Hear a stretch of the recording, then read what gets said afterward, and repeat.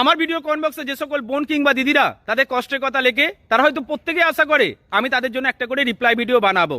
এরকমই একটি আশা নিয়ে একটি বোন তার কষ্টের কথা আমার ভিডিও কমেন্ট বক্সে লিখেছিল, কিন্তু আমি রিপ্লাই দেওয়ার আগেই একটি দাদা সেই বোনটিকে রিপ্লাই দিয়ে দিয়েছে। সেই বোনটা আমাকে লিখেছিল, দাদা আমার স্বামী আজ থেকে 3 বছর আগে আমাকে ছেড়ে চলে গিয়েছিল সন্তানদের কথা চিন্তা না করে, কিন্তু সেই স্বামী আমার জীবনে এখন ফিরে এসে মানসিক টর্চার করছে, কিন্তু আমি একটি অন্য ছেলেকে এখন ভালোবেসে ফেলেছি। এটাকে আমি ভুল করেছি? আমি রিপ্লাই দেওয়ার আগে একটি দাদা তাকে লিখেছে বোনটা নাকি ভুল করেছে, কারণ ডিভোর্স দেওয়ার আগে শাঁখা সিঁদুর পরে একটা মেয়ে যদি পরপুরুষকে ভালোবাসে সেটা নাকি পাপ। কিন্তু এই উত্তরটা আমার একেবারেই পছন্দ হয়নি। আমি বোনটার উদ্দেশ্যে বলতে পারি, তোমার স্বামী যদি তোমাকে 3টে বছর ধরে ঠকিয়ে থাকে, তাহলে তুমিও অন্য একটা ছেলেকে ভালোবেসে পাপ কিছু করনি, অন্যায় কিছু করনি, তুমিও বেশ করেছো।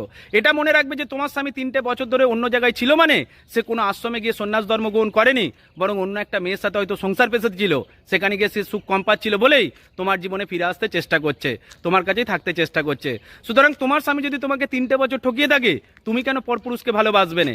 একটা মেয়ে যদি শাঁখা সিঁদুর পরে অন্য একজনকে ভালোবাসে তখন সেটা হয়ে যায় পরপুরুষ, আর একজন স্বামী যদি বাড়িতে বউ বাচ্চা রেখে অন্য একটা মেয়েকে ভালোবাসে তখন সেটা পরনারী নয়, তখন সেটা হয়ে যায় শখের নারী।